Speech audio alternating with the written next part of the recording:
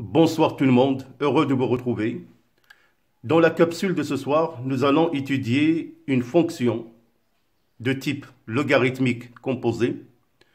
Alors c'est une fonction qu'on a déjà étudié une partie, donc là nous allons étudier la deuxième partie.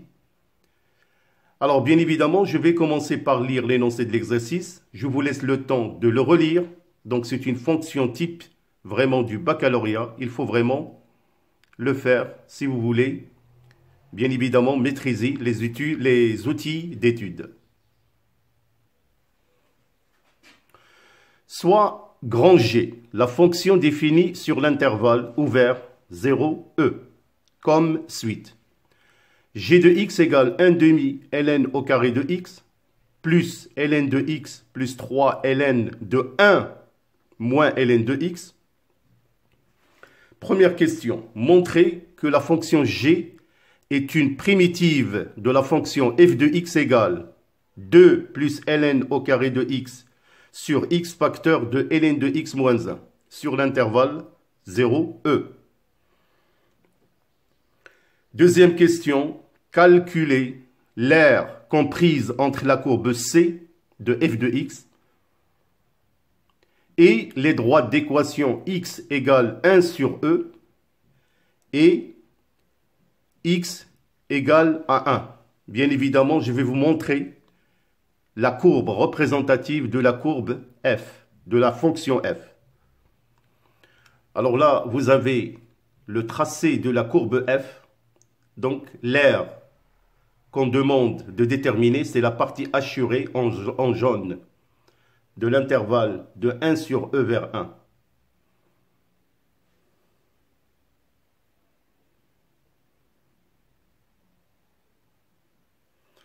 Alors donc, question de calculer l'aire comprise entre la courbe C que je viens de vous montrer, la courbe représentative de la fonction f et les droites d'équation x égale 1 sur e et x égale à 1. Troisième question, soit la fonction g définie sur l'intervalle r moins le singleton moins 1, comme suite. G de x égale x au carré plus 2 sur x plus 1 facteur de exponentielle x. Vérifiez que quel que soit x appartenant à r moins 1, que g de x est égal à moins f de exponentielle moins x. Dernière question, déduire les variations de la fonction g. Alors voilà, je vous laisse le temps de relire par vous-même l'énoncé de l'exercice avant de passer à la résolution.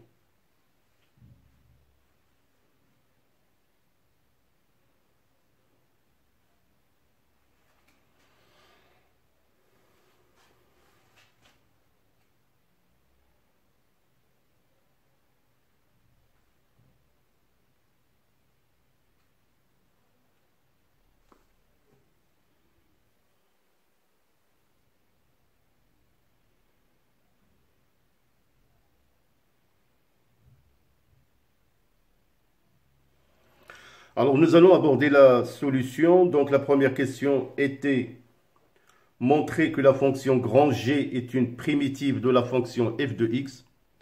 Alors comme vous le savez, pour montrer que la fonction grand G est une primitive de f, pour cela on calcule tout simplement g' de x et le comparer à f de x. Alors on a g' de x est égal à 1 demi ln au carré de x plus ln de x plus 3 ln de 1 moins ln de x'. Alors bien évidemment, je vous laisse le temps de suivre le raisonnement. Donc je l'ai bien détaillé jusqu'à vraiment l'atteinte de la valeur demandée. Alors voilà donc les étapes de calcul pour calculer g' de x. Donc il est, comme je vous ai dit, il est bien détaillé pour trouver à la fin que g' de x égale à f de x, ce qui implique que g de x est une primitive de f.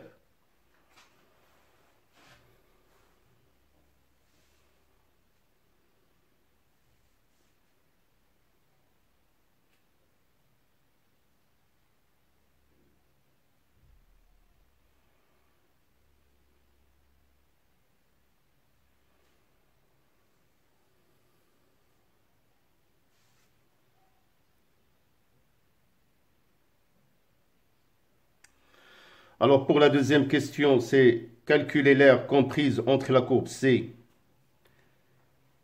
la courbe représentative de f et les droites d'équation x égale 1 sur e et x égale à 1.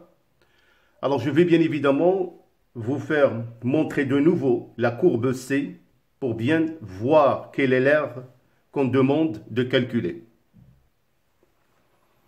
Alors donc ça c'est le tracé d'une partie de la courbe C. Donc j'ai tout simplement précisé la partie qui nous intéresse, c'est la partie assurée.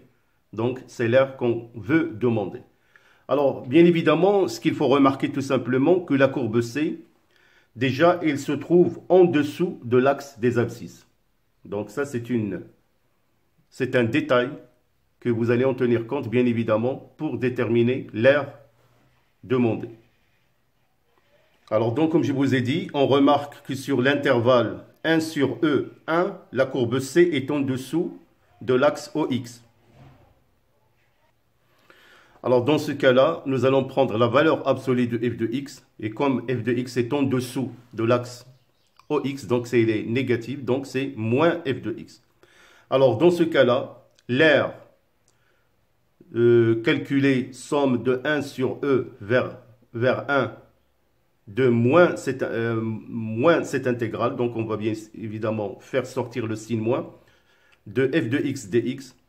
Alors nous savons déjà que la fonction f de x, il a déjà une primitive que nous avons déjà calculée qui est g de x.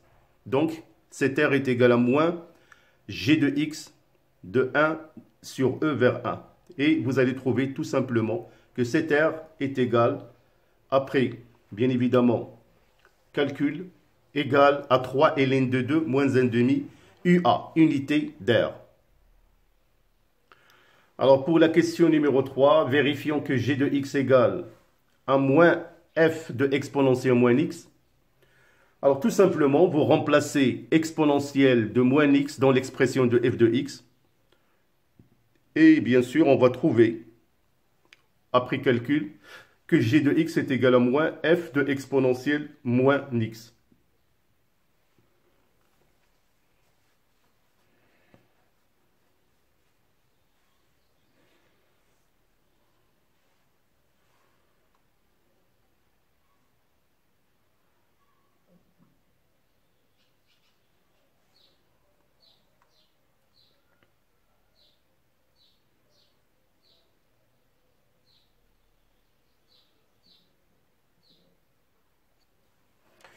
Alors pour la question numéro 4, déduire les variations de g. Alors pour cette raison, bien évidemment, il faut déterminer le domaine de définition, calculer les limites aux bornes de df et établir, bien évidemment, le tableau de variation. Mais avant, il faut calculer g' de x. C'est ce que nous allons faire dans nos calculs. Alors on a g de x est égal moins f exponentielle moins x, que nous avons déjà trouvé sa valeur. Alors le domaine de définition, c'est tout simplement dg moins l'infini moins 1 union moins 1 plus l'infini. Donc le dénominateur doit être non nul. On calcule la limite quand x tend vers moins l'infini de g de x. Alors on trouve que cette limite est égale à limite quand t tend vers 0 plus de moins f de t qui est égal à plus l'infini. Là, on a procédé tout simplement par un changement de variable.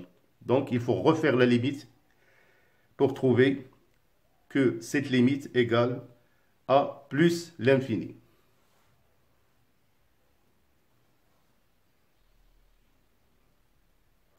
Alors, de la même manière, nous allons calculer la limite quand x tend vers moins 1 à gauche et à droite.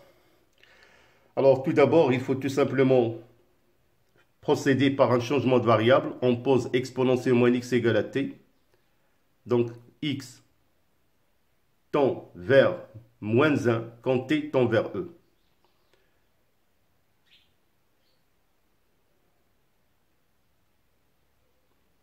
Alors vous allez trouver que cette limite est égale à moins l'infini. Alors quand la limite x tend vers moins 1 à droite de 1 de g de x, vous allez trouver plus l'infini. Alors pour la limite quand x tend vers plus l'infini de g de x, vous allez trouver plus l'infini, vous allez toujours poser t égale exponentielle moins x.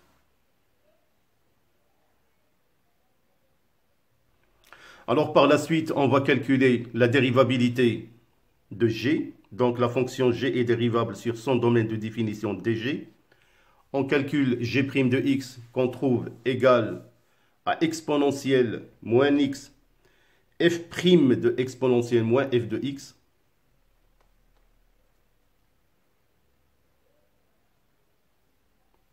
Et par la suite, on va étudier le signe de g' de x. Donc, g' de x égale à 0. Donc, f' de exponentielle moins x égale à 0. Donc, il s'annule pour x égale à 0. Et là, on a le signe pour g' de x positif et g' de x négatif. Ce qui va nous permettre d'établir le tableau de variation.